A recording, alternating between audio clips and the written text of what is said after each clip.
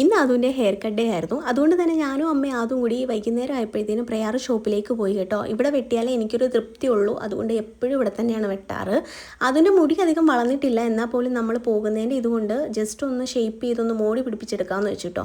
അങ്ങനത്തെ ഒരു പരിചയമില്ലാത്തൊരു മനുഷ്യനോട് എന്തൊക്കെയോ ഇരുന്ന് സംസാരിക്കുന്നുണ്ട്. അതിന് പിന്നെ ഏജൊന്നും യാതൊരു പ്രശ്നമല്ല, എന്നോട് ആരെങ്കിലും ഒന്ന് സംസാരിച്ചാൽ മതി എന്നുള്ളൊരു മട്ടിലിങ്ങനെ ഇരിക്കുകയാണ്. അങ്ങനെ തന്നെ എന്നെ ഭീഷണിപ്പെടുത്തുന്നു, അമ്മയ്ക്ക് ഇൻ്റർജോയ് വാങ്ങിച്ചെന്നില്ലേ മീനെ കൊണ്ട് കടുപ്പിക്കുമെന്ന്.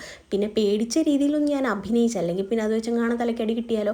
അങ്ങനെ വേണ്ട ഞങ്ങൾ ഇവിടെ നോക്കിയിരിക്കുകയായിരുന്നു. നോക്കിയിരുന്നപ്പം ദേ ഒരുത്തനെ കാണുന്നില്ല. അവിടെ കറങ്ങുന്ന കസേരയിൽ പോയിരുന്ന് കറങ്ങുന്നു. കറങ്ങി കറങ്ങി തല കറങ്ങിയിട്ടാവണം അവൻ ഇറങ്ങിയിട്ട് മീനെ പിടിച്ചിരുത്തി കറക്കുന്നു. ഇനി മീനെങ്ങാനും തല കറങ്ങിയാലോ എന്ന് വെച്ചാവും, അറിയില്ല. ആദുവിൻ്റെ കാര്യമൊന്നും പറയാൻ പറ്റില്ല. അങ്ങനെ ദേ മുടി വെട്ടാൻ വേണ്ടിയിട്ട് ആദുവിനെ പിടിച്ചിരുത്തി എന്തൊക്കെയോ സോപ്പിടുന്നുണ്ട് കേട്ടോ. ഈ പുള്ളി കേട്ടോ മുടി വെട്ടുന്നത്. ആദുവിനെ എപ്പോഴും നമ്മൾ കൊണ്ടിരുത്തും, പക്ഷെ അവൻ ഭയങ്കര കരച്ചിലായിരിക്കും കേട്ടോ. നമ്മളൊരു ഡിസൈൻ കാണിച്ചു കൊടുക്കും, പക്ഷേ വെട്ടി വരുമ്പോൾ പൊന്നുമ്പടത്തിൽ ലക്ഷ്മിക്കുട്ടിയുടെ കണക്കിരിക്കും കേട്ടോ. അത് പുള്ളി വെട്ടുന്ന ആളുടെ കുഴപ്പമല്ല, ആദുവിൻ്റെ കുഴപ്പമാണ്. കരഞ്ഞ് കൂവി വിളിച്ചിട്ട് നമുക്ക് തന്നെ ദേഷ്യം വരും കേട്ടോ. അങ്ങനെ തേണ്ട എന്തുവായാലും അടങ്ങിയിരിക്കുന്നുണ്ട്. എന്ത് കാര്യത്തിലാണ് ഇങ്ങനെ അടങ്ങിയിരിക്കുന്നതെന്ന് എനിക്കറിയില്ല. എനിക്ക് ഇൻ്റർജോയ് വാങ്ങിച്ചു കൊടുക്കും എന്നുള്ള വിശ്വാസത്തിലാണോ എന്ന് ചോദിച്ചാൽ ചിലപ്പോൾ ആയിരിക്കാം. അങ്ങനെ ദേ മുടിയൊക്കെ ഏകദേശം വെട്ടി വരുന്നുണ്ട്. എനിക്കിവിടെ വന്നപ്പോൾ ഭയങ്കരമായിട്ട് ഇഷ്ടപ്പെട്ട, എന്തോ ഭയങ്കര ക്യൂട്ടായിട്ട് തോന്നുന്നുണ്ട് കേട്ടോ.